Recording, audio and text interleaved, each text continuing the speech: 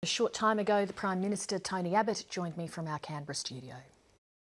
Prime Minister, welcome to the program for the first time since taking the top job, and congratulations. Thank you so much, Lee. Let's start with the carbon tax repeal bill that you introduced today. What is your next step if it doesn't make it through the Parliament? Well, I don't make the assumption that it won't get through the Parliament. The Labor Party are deeply divided on this, Lee. It's said that Bill Shorten himself would prefer to let it through. Certainly, if you're fair income, about supporting workers' job security, about saving families $550 a year, getting power bills down by $200 a year, gas bills down by $70 a year, you will allow the carbon tax repeal legislation to go through. You must have a plan A and a plan B, though. You can't rely on the Labor Party to help you with that. So what's your plan B? I assume that in the end, the Labor Party will not remain in denial about the election result. Let's face it, the Labor Party wants to be competitive at the next election, and you don't be competitive in a democracy by thumbing your nose at the people and saying to voters, look, we were right and you, the voter, was wrong. And I think they will wake up to themselves at some stage. You mentioned those dollar figures before. Do you stand by your promise to the Australian people that when the carbon tax is gone, electricity bills will fall by 9% and gas bills by 7%? Yes, we do, and we'll have the ACCC there to act as a price police when the carbon tax goes. You might remember, Lee, a few years back, the former coalition government abolished the wholesale sales tax, and we had the ACCC under Professor Fells out there monitoring the removal of that tax and making sure that the price consequences flowed through to consumers, and we'll do exactly the same thing here. On the radio this morning, your Environment Minister, Greg Hunt, said that the 5% emissions reduction target was unconditional. Does that mean that you'll spend whatever it takes on your direct action policy to get to that 5%?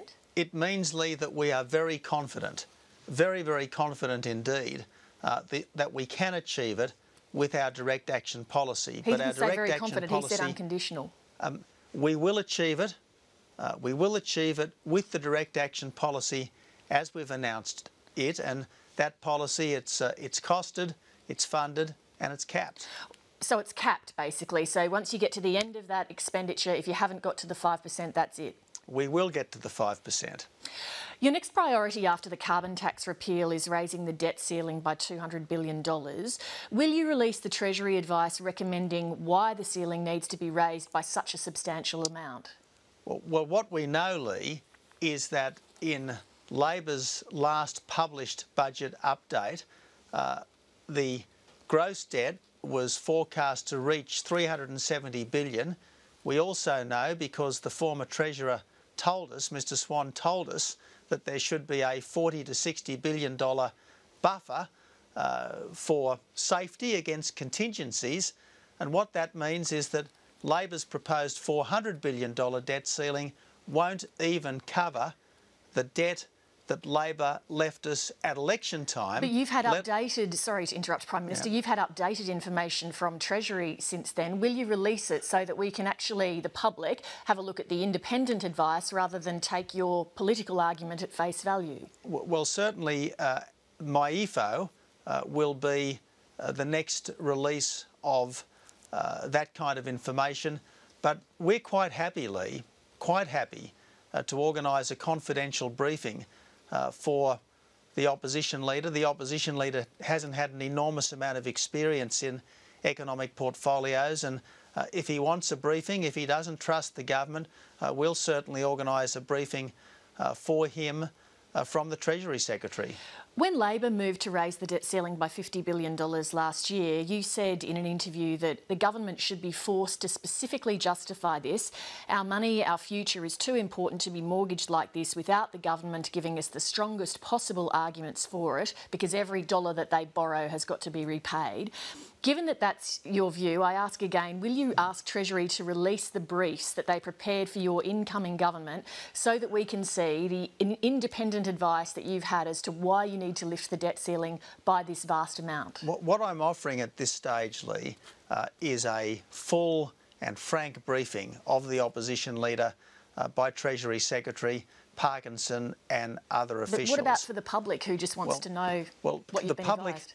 Lee, the public know because this was said by the former government that even under the former government, while they were still in office, debt was going to peak, they said, at $370 billion, and they've got nearly all of their forecasts wrong. They also said that they needed a $40 to $60 billion buffer.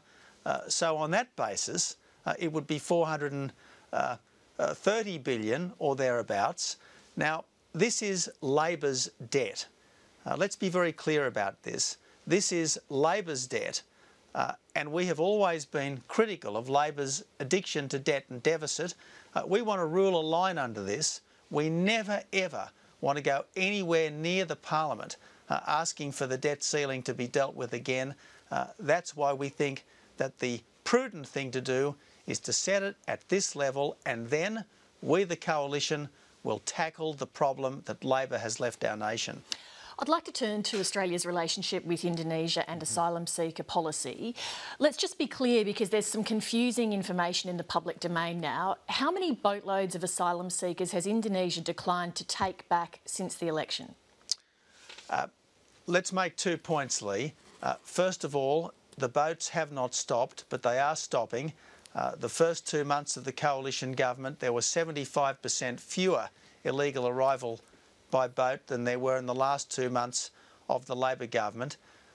The other point I really do want to make is that I'm not interested in scoring political points on this issue, and I'm not interested in running a commentary on a commentary. So I'm just not going to comment on operational matters. I don't want to engage in all kind of banter which may or may not be good television, but which is not going to make it easier to have the kind of relationship with the Indonesian government that we need if we are going to finally and fully stop the boats. I'll come to that 75% figure a bit later, but I'm not asking you to make a commentary on a commentary. I just asked a really straightforward question, which is how many boatloads of asylum seekers has Indonesia declined to take back since the election? And I'm just not going to get into who did what when, who said what when. All of the boats in question were in the Indonesian search and rescue zone, and I want the fullest possible cooperation between Indonesia and Australia in places where Indonesia has, if you like, the legal responsibility under the law of the sea, but Australia has more practical capacity to help. The Indonesian Rescue Agency this afternoon said that Australian authorities either towed or escorted a boat back to Indonesia last week. Is that accurate? Well, again, I'm just not going to comment on operational matters. Scott Morrison and General Campbell will be available on Friday, and they'll deal with operational matters. Again, Lee... Well, Prime Minister, if that's your position, then all the Australian public can do is trust the most up-to-date information, which is what has come from official Indonesian channels. Lee, I'm interested in stopping the boats. I'm not interested in providing sport for journalists. I'm not interested in starting a fight or provoking an argument. I'm interested in stopping the boats. And why I'm interested in stopping the boats is because this is a humanitarian disaster as well as an affront to our Australian sovereignty. And I know that for political purposes and for entertainment purposes and for media purposes, people would love every last tidbit of information, but honestly, I think the public expects us to solve the problem, not to engage in sport for commentators. You say it's an affront to Australian sovereignty. We know you're committed to stopping the boats. It's fair to say, from what we know, though, that Indonesia's calling the shots on this, aren't they? They're the ones deciding how much information goes public, and they're the ones deciding if asylum seekers go back there or if they go to Christmas Island. Well, I accept that Indonesia is a sovereign country, and I deeply respect their sovereignty, and I've made that point over and over again. And they're calling the shots on this policy. We are going to stop the boats, Lee. I've made that absolutely crystal clear, in country and out of country, that as far as we are concerned, this is a sovereignty issue. And it will be dealt with. You say you're going to stop the boats. There was a lot of tough talk during the election campaign about turning boats around, but it now appears that when Indonesia stands firm and refuses to take people back, Australia buckles and brings the asylum seekers back here for processing. Why are you using loaded language, Lee? Well, what You're do you using consider? loaded you don't language think stop the boats all the is time. loaded? No, stopping the boats is something that surely we all want to do. I mean, you'd like to stop these boats, Lee, surely. What do you see as the loaded language when I'm basically quoting what the Indonesian government has said? No, you said that we had somehow buckled. I mean, you're trying to turn this into a testosterone contest. Well, I'm not interested in a testosterone contest. But if I'm you're interested in stopping the boats. I don't want to get involved in semantics, but if you're saying that you wanted Indonesia to take people back, the Indonesians refused to do so, and then you brought the people back to Australia, that is buckling. Well, I'm not going to use loaded language myself. I'm not going to run around beating my hairy chest and saying that I've outstared someone, or that, and I'm not going to say that someone has outstared me either. This is not a question of two countries trying to prove who's the toughest with each other. It's a question of two good friends working together for an outcome which is clearly in the best interests of both of our countries. Given that you believe that the detailed release of information aids and abets people smugglers, you must be furious that Indonesian officials are publicly releasing so much of what you would consider to be operational material. In the end, all I can absolutely control is how my government responds, and what I've said with the Indonesians is that we're not going to conduct dialogue through the media.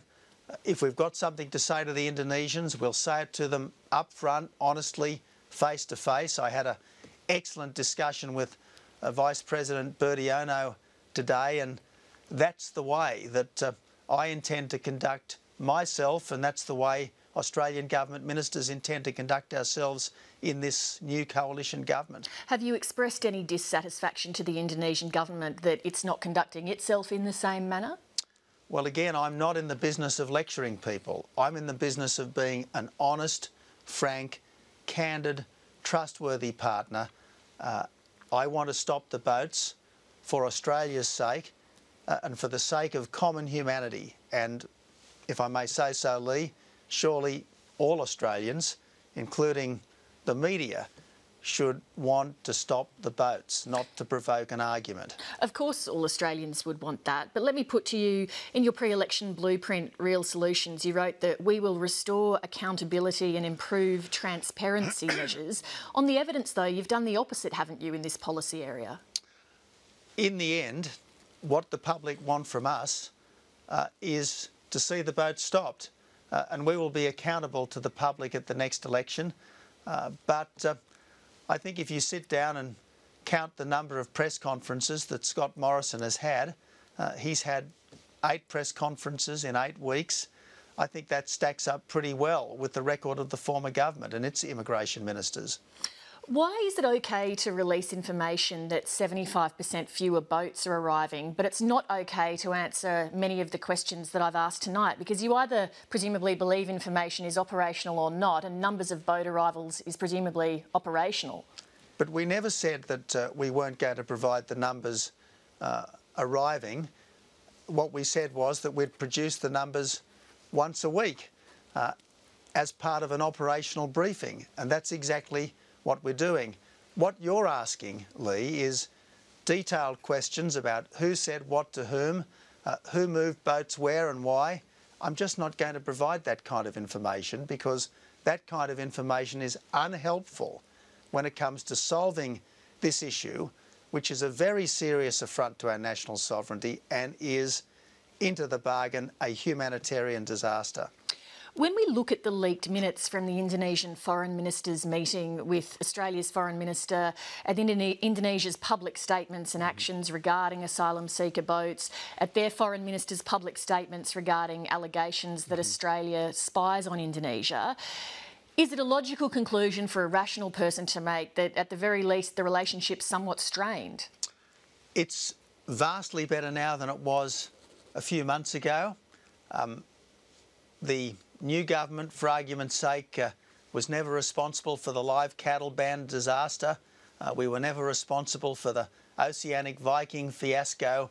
We were never responsible for the East Timor detention centre disaster.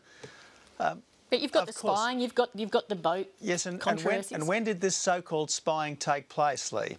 Well, so the spying does take place. No, when did this so-called spying allegedly take place? Well, nobody's confirmed that it actually takes place. So do we spy on Indonesia? Lee, please. We don't comment on operational matters, but there have been reports in the press, and based on reports in the press, when did this so-called spying allegedly take place? Would you like to tell me? You tell me. You're the Prime Minister. You're the Prime Minister. Under the former government. Does it carry on now, and did it not occur also under the Howard government? Lee, all countries, all governments gather information. That's hardly a surprise. It's hardly a shock. We use the information that we gather for good, including to build a stronger relationship with Indonesia. And one of the things that I've offered to do today in my discussions with the Indonesian Vice President is to elevate our level of information sharing, because I want the people of Indonesia to know that everything that we do is to help Indonesia as well as to help Australia. Indonesia is a country for which I have a great deal of respect and personal affection based on my own time in Indonesia. I want nothing but the best for Indonesia.